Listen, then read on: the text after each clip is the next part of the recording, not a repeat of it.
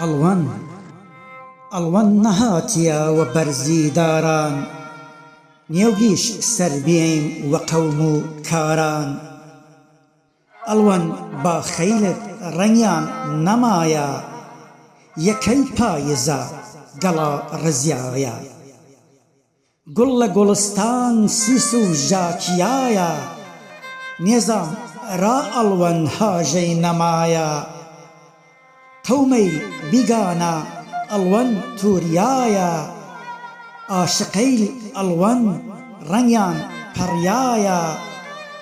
ئەڵوەن قتبیە و ئاوی نەمایە، گەلگەل لە مەلەیل لە باخ تووریایە. ئەڵوەن دەخیلە بی فریاد ڕەسم، بی کەس و کارم لە ژیان پەسم. بینەرمان بوون لە فەیلی پڵاس.